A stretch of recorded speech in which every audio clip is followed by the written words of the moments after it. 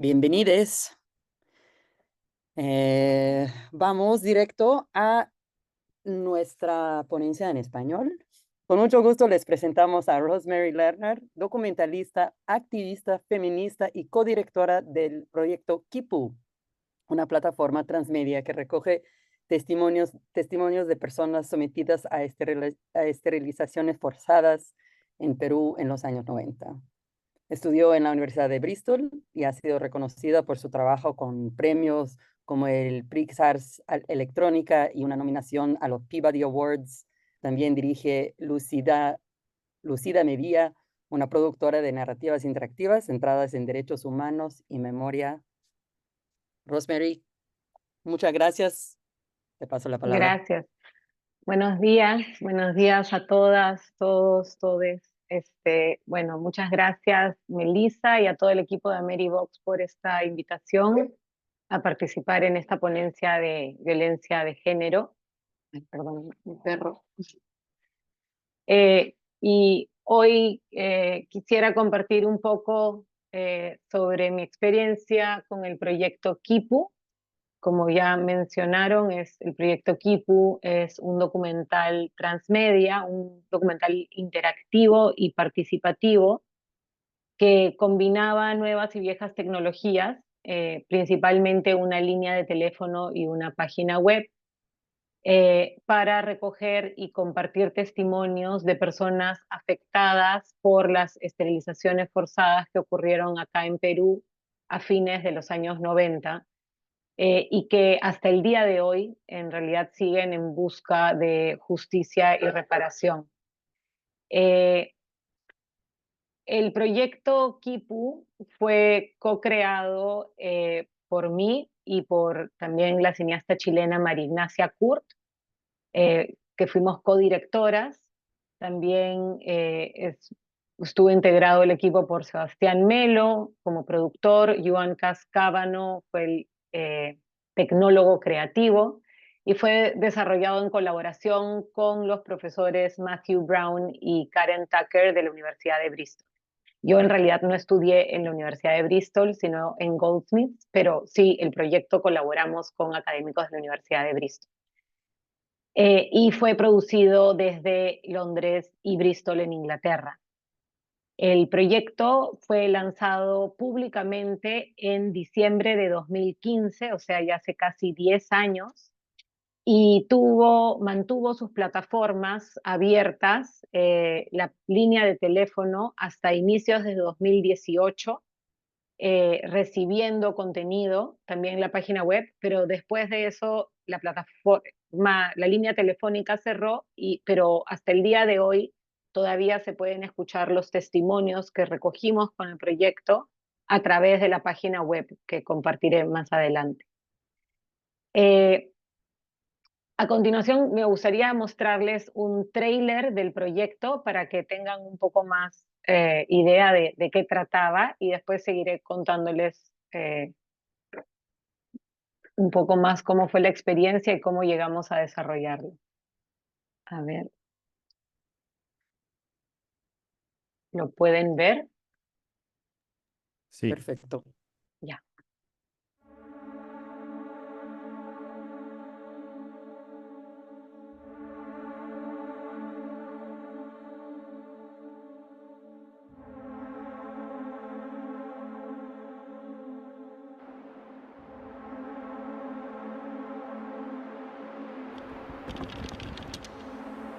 Subieron a la cama y entonces me agarraron entre cuatro, dos me agarraron de las manos y dos debajo de los pies para ponerme la ampolla, y allí ya no me acuerdo.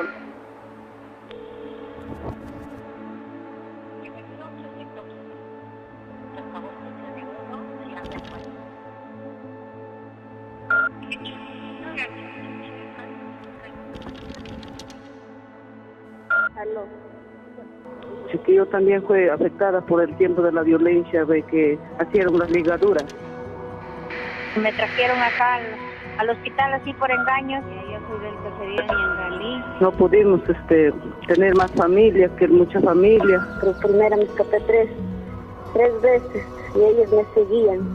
Ya no le vamos a dar alimentos porque están llenándose de hijos como las conejas, y no quieren hacerse lugar.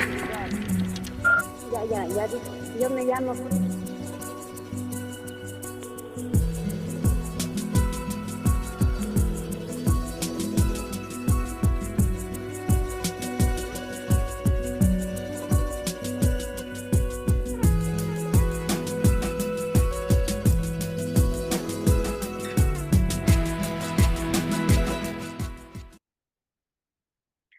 Bueno, ¿me escuchan bien?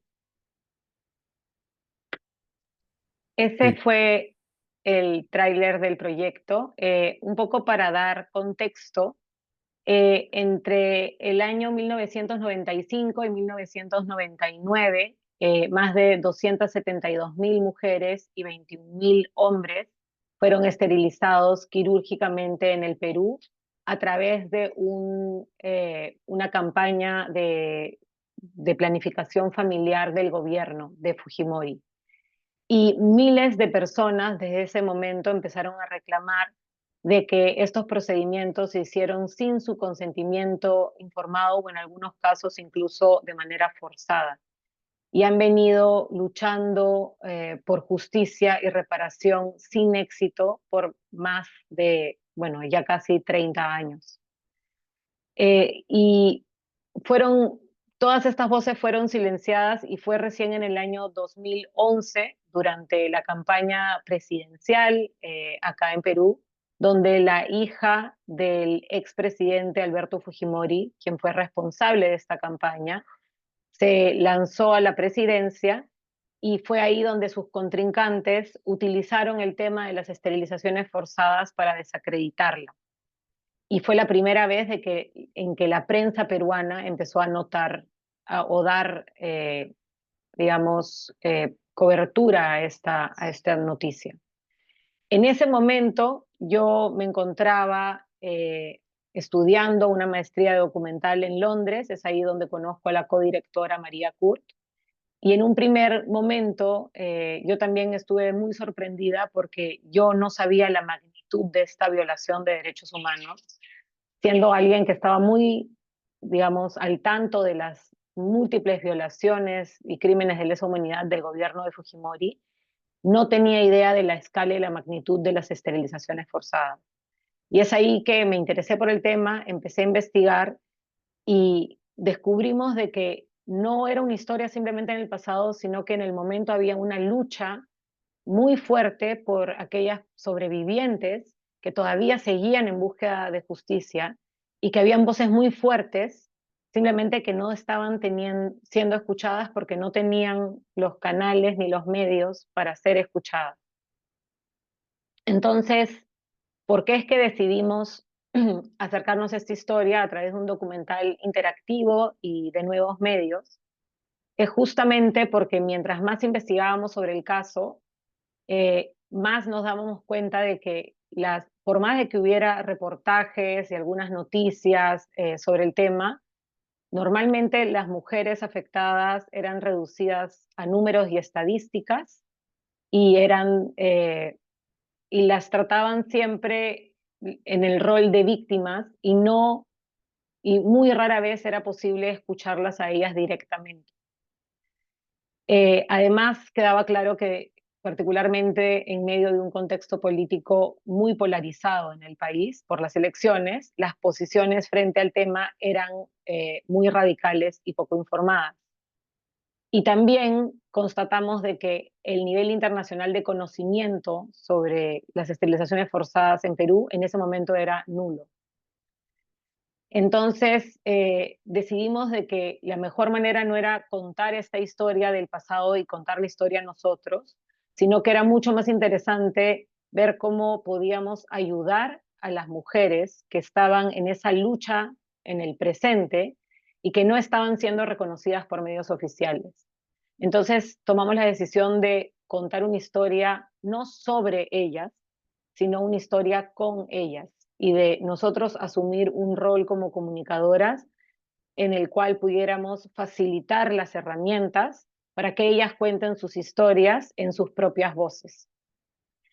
Entonces, una de las cosas que más nos interesó en un inicio sobre los nuevos medios fue justamente el potencial de participación y de poder que las propias audiencias y los propios afectados sean quienes cuenten sus propias historias. Sin embargo, uno de los principales retos que nos enfrentamos era cómo podíamos hacer que esta historia pueda ser creada y experimentada por los mismos participantes, por las señoras que habían sido esterilizadas, a pesar de que no estábamos hablando de personas que no tenían acceso a Internet, que en muchos casos vivían en comunidades lejanas, en muchos casos no hablaban español, y ahí es donde nos encontramos con muchas brechas que dificultaban el simplemente decir, vamos a hacer un documental interactivo digital. Entonces, teníamos que pensar cómo podíamos adaptar estas tecnologías a la realidad de las personas con las que queríamos trabajar. Es así de que decidimos combinar las tecnologías a las que ellas sí tenían acceso, que era el teléfono y la radio, y hacer un puente con una página web y un sistema digital donde ellas pudieran llamar a una línea telefónica gratuita, donde pudieran no solo contar sus testimonios y sus historias de esterilización, sino también escucharse mutuamente. Porque una de las cosas que habíamos comprobado también cuando empezamos a investigar sobre el tema es de que esto no fue, esta campaña de esterilización no se dio solo en algunos lugares del Perú, sino que fue en múltiples lugares, y simplemente que estas personas, debido a las condiciones remotas, estar en comunidades indígenas remotas, no sabían de que esto había pasado fuera de sus comunidades y no tenían maneras de conectarse. Entonces, parte del proyecto era crear un sistema, una red donde las personas pudieran no solo compartir sus historias, sino también escucharse mutuamente por primera vez. Entonces, a través de una serie, el proyecto duró mucho tiempo en su etapa de iteración, era un proyecto, digamos, experimental, y en un inicio no sabíamos cuál iba a ser el resultado final, pero nos acercamos a las mujeres proponiéndoles experimentar y ver cómo podíamos crear un sistema donde ellas pudieran contar sus propias historias. Y es así que después de muchas iteraciones y de muchos talleres en diferentes partes del Perú, codiseñamos con las propias mujeres esterilizadas una línea de teléfono que fuera de fácil uso, y que esta línea a su vez estaba conectada con una página web donde automáticamente cada testimonio grabado se grababa en una base de datos y se compartía directamente en una página web para poder llegar a un público más amplio. Y una de las cosas que creo que es interesante para el público de hoy es de que el idioma también era una de las barreras, digamos, fuertes para poder compartir esas historias, porque estábamos hablando de que por lo menos el 50% de las mujeres esterilizadas, probablemente más, no hablaban español, sino hablaban quechua, shipibo u otras lenguas. Y nosotros, estando en Inglaterra y siendo financiados por instituciones inglesas, en un inicio muchas personas nos decían que nosotros íbamos a tener que doblar los testimonios en tiempo real, pero nosotros sí fuimos firmes en que queríamos preservar las voces de las mujeres, estas voces que les había costado tanto poder salir, queríamos preservarlas. Entonces decidimos que íbamos a usar subtítulos en vez de interpretación simultánea. Y esto tuvo varias críticas, ya que la gente pensaba que una experiencia de lectura iba a ser un poco retadora para las audiencias. Sin embargo, terminó volviéndose parte también del diseño del quipu digital que creamos para el archivo, el diseño de la plataforma, donde cada testimonio estaba transcrito y a la vez cada testimonio, cada traducción de los testimonios también podía aparecer en pantalla y uno podía escuchar mientras leía, ya que eso le daba el ritmo a la experiencia. Sobre los quipus, para aclarar un poco cómo fue la metáfora, por qué se llama el proyecto de esa manera y cuál fue la metáfora, me gustaría poder enseñarles una imagen, pero los quipus eran sistemas de comunicación o de escritura usado por las antiguas civilizaciones andinas, donde se registraba información a través de cuerdas anudadas. No se sabe hasta el día de hoy cómo leer totalmente los quipus, se sabe que tenían una función para contabilidad en el imperio incaico, sin embargo, todavía no hemos podido decodificarlos. Pero para nosotros fue una metáfora muy bonita para la creación de este proyecto porque los quipus eran colectivos. Los quipus no eran creados por una sola persona, sino que pasaban de generación en generación y contaban historias comunes, historias colectivas. Entonces tomamos la metáfora del quipu, que era una metáfora que las señoras andinas entendían muy bien, para poder crear este quipu digital, donde cada voz, cada testimonio era una cuerda del quipu, y cada una de ellas se iban tejiendo para contar una historia colectiva sobre las esterilizaciones forzadas en Perú, pero desde la perspectiva de aquellas afectadas, ya que los medios oficiales las habían ignorado por tanto tiempo. Entonces es así que la propia voz, la propia palabra, el propio testimonio se vuelve parte incluso visual de este quipu digital en la página web.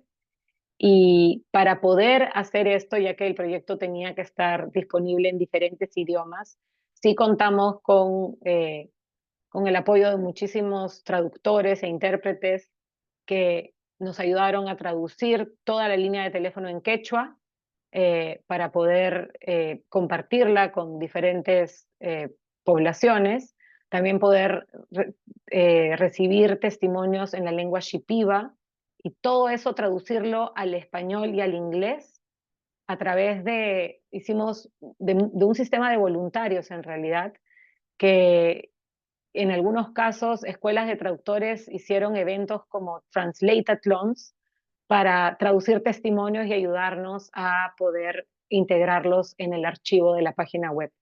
Entonces, el proyecto Equipo en ese sentido fue algo muy bonito porque no solo fue una co-creación con las mujeres esterilizadas en diferentes partes de Perú, sino que también fue una co-creación entre diferentes disciplinas, personas académicas, cineastas, traductores, intérpretes, y a través de diferentes geografías, ¿no? Gente de todas partes del mundo colaboró para la creación de este equipo. E incluso creo que Melissa en algunas ocasiones ha participado de equipo también haciendo traducciones, interpretaciones de diferentes presentaciones del proyecto. Así que nada, un poco ese era lo que quería enseñarles. Si es que da el tiempo, les puedo mostrar un testimonio de la web y si no, no sé, si quieren Sí, pasamos a sí, las preguntas. sí, ¿Sí? tenemos tiempo. Sí, tenemos tiempo. Ah, ok. A las 6 de la mañana la ambulancia va así con que sean que señalan que pasaran que mano ni porque eran que a todas las que señalan así. Porque que eran la vida que están encargando no papá y que más William que apostamos apoyan como si una parte apoyan no si va William trabaja no tanta lista. Tiene que las 9 de la mañana trabajaron operación de Salaman, que no te voy a ir a más operación que voy a ir a hacer Ana, ya te lo hago mis manos, pienso que como día 8 o 9 de la mañana hasta las 6 de la tarde, manos de aquí no son, porque que me quedan como voy a caer con marcar que voy marcar que no con que pero en cual mi mano no se pescan autorización que firme autorización que voy con mi mano momento o a pedir un que no va a pedir había donde concho no quiere dar su firma con dos ya jugar mi mano como tengo a ver si can voy to yo chon como a ver mi mano Mana no va últimamente autorización mana firma y como no tiene que ya fuera aparte de llevar mi vida ambulancia me queda la chance mana hasta el día siguiente siento que como si no tiene que ahora me queda no sigue que me no se puede vamos no se mana aprovecha de eso